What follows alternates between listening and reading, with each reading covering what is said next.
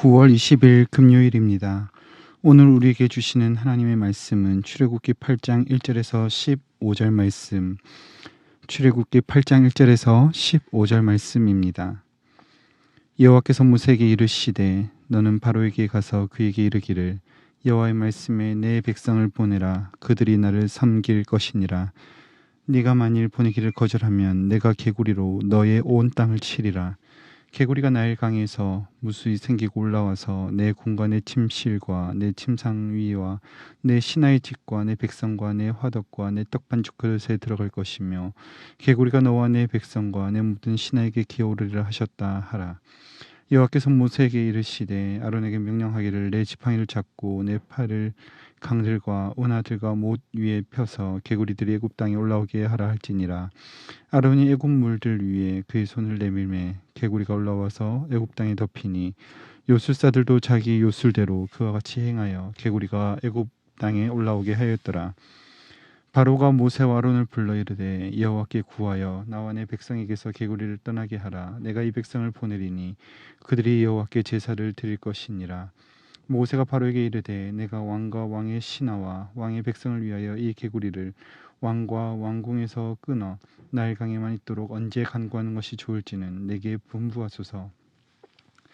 그가 이르되 내일이니라. 모세가 이르되 왕의 말씀대로 하여 왕에게 우리 하나님 여호와와 같은 이가 없는 줄을 알게 하리니 개구리가 왕과 왕궁과 왕의 신하와 왕의 백성을 떠나서 나일강에만 있으리이다 하고 모세와 아론이 바로를 떠나 나가서 바로에게 내리신 개구리에 대하여 모세가 여호와께 간구하매 여호와께서 모세 말대로 하시니 개구리가 집과 마당과 밭에서부터 나와서 죽은지라. 사람들이 모아 무더기로 쌓으니 땅에서 악취가 나더라. 그러나 바로가 숨을 쉴 수 있게 됨을 보았을 때 그의 마음을 완강하게 하여 그들의 말을 듣지 아니하였으니 여호와께서 말씀하신 것과 같더라. 아멘. 어제 본문인 7장에서 하나님은 애굽의 첫 번째 재앙을 내리셨습니다. 첫 번째 재앙은 나일강과 모든 물을 피로 바꾸신 것입니다. 이를 통해 하나님은 애굽이 어머니라 부르며 숭배하는 나일강의 신 하필을 치실 뿐만 아니라 물의 공급을 차단하심으로 그가 온전한 생명의 공급자 되심을 나타내셨습니다. 오늘 본문에서 하나님은 개구리를 올라오게 하심으로 애굽을 괴롭게 하십니다. 애굽 사람들은 많은 알을 낳는 개구리를 다산의 상징으로 여기며 풍요를 기원하여 개구리 머리의 모양을 한 여신 헤크트를 숭배했습니다. 하나님은 그렇게 다산의 상징으로 풍요로움을 기원하는 개구리의 수요를 급증시키심으로 말미암아 강팍한 바로와 애굽을 심판하고 계십니다. 그런데 이에 앞서 먼저는 모세를 통하여 바로에게 경고하셨습니다. 그 내용이 본문 1절에서 4절에 나옵니다.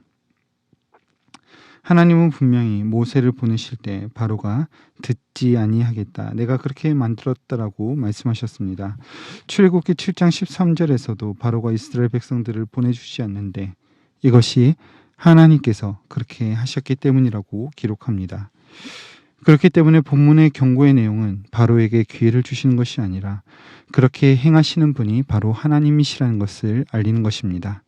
하나님이 그렇게 하실 것이기에 그렇게 많은 개구리가 사람들의 삶에 어떻게 괴로움을 줄지 3절과 4절에서 구체적으로 말씀하고 계신 것입니다. 하나님이 하실 것이다라고 구체적으로 말씀하신 또 다른 이유를 생각해 볼 때 앞선 첫 번째 재앙인 물이 피로 변하는 재앙에서 하나님은 그 재앙을 거두지 않으셨습니다. 그래서 사람들은 자기의 노력으로 열심히 마실 물을 두루 팠지만 구하지 못했습니다. 이를 통해 아마 바로와 애굽 사람들은 어쩌면 이 일이 우연으로 된 일이 아닐까라고 생각했을 수도 있습니다.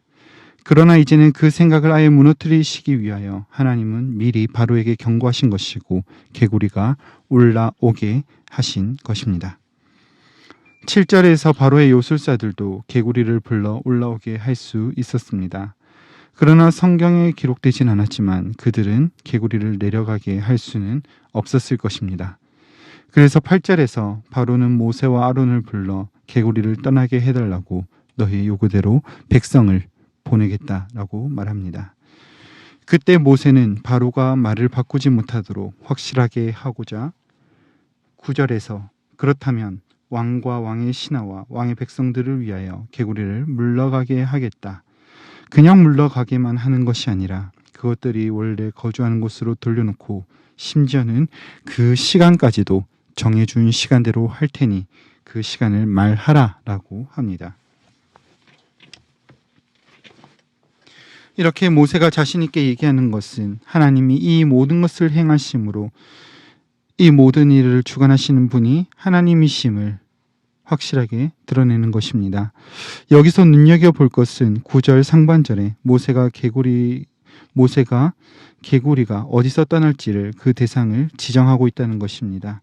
11절에서도 똑같이 한 번 더 반복하는데 개구리가 떠나는 대상은 바로 왕과 왕의 신하 그리고 왕의 백성들입니다. 이와 같이 대상을 지정하는 가장 중요한 목적은 9절과 11절 사이에 있는 10절의 말씀입니다.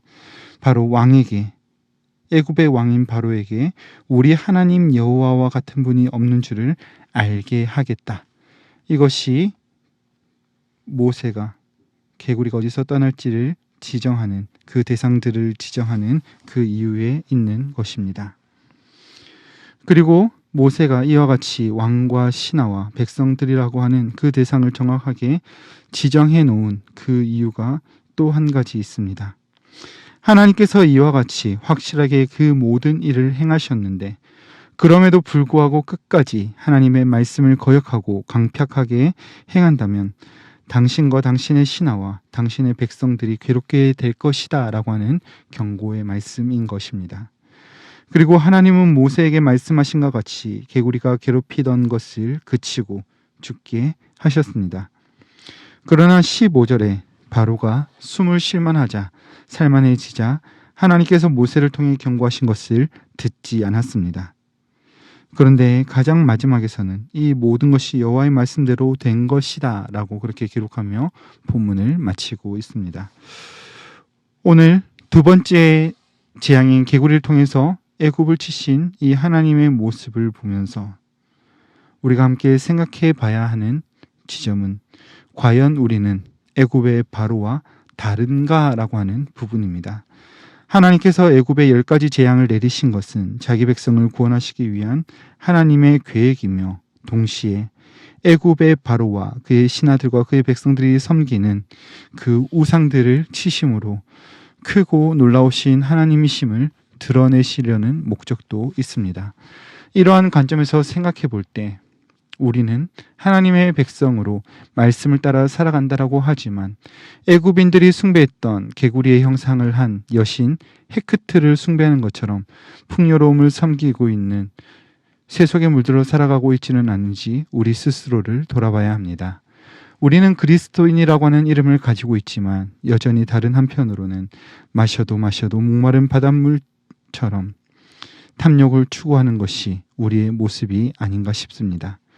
오늘 본문에서처럼 탐욕의 상징인 개구리들이 올라와 애굽인들의 생활을 괴롭게 한 것과 마찬가지로 물질을 최우선으로 삼았던 풍요를 최우선으로 삼았던 황금 만능주의라고 하는 탐욕은 현대인의 삶에 떠나지 않는 해악이 되어 삶을 깨트리고 가정을 깨트리고 결국에는 지금 현재 나라의 존속을 결정하는 가장 큰 올무가 되지 않았습니까? 전 세계에서 우리 대한민국이 출산율이 가장 최악으로 떨어진 근본적인 이유가 많은 사람들이 경제적인 여유를 누리지 못하기 때문에 결혼을 포기하고 출산을 포기하기 때문이 아닐까요? 하나님이 개구리 재앙을 통해서 말씀하고자 하시는 것이 본문 10절의 기록처럼 바로와 그의 신하와 백성들이 여호와 하나님 같은 분이 없는 줄을 알게 하시는 것이었다면 마찬가지로 세상의 헛된 풍요로움에 물들어 살아가는 우리에게 하나님이 원하시는 것은 바로 우리 하나님 여호와와 같은 분이 없는 것을 바라보는 것입니다. 그리고 바라보는 것에서만 그치는 것이 아니라 오직 그분만이 내가 간구해야 하는 참된 주인이시며 유일하게 섬길 나의 하나님이라 고백하는 것을 원하십니다. 끝까지 자신의 욕심대로 마음을 바꾸지 않았던 바로는 결국에 그와 그의 신하와 백성의 괴롭힘을 당하고 가장 소중하다 여겨왔던 것들을 모두 잃어버리게 됩니다. 이런 어리석은 바로처럼 우리도 같은 모습으로 살아가고 있으나 하나님께서는 다시 한번 우리를 기억하시고 찾아오시고 말씀하심으로 하나님께로 돌아가게 하십니다. 바라기는 우리의 모습이 하나님께로부터 멀어져 세상의 풍요를 쫓아가고 있다면 오늘 우리를 부르시고 회복하시는 하나님께로 나아가는 저와 여러분의 삶이 되시기를 소망합니다. 기도하겠습니다. 거룩하신 주님, 하나님의 백성으로 건져내시기 위하여 애굽의 큰 일을 행하신 주님을 찬양합니다. 애굽이 섬기던 개구리가 재앙이 되게 바꾸신 하나님을 보면서도 그 마음을 돌이키지 않았던 바로의 어리석음을 봅니다.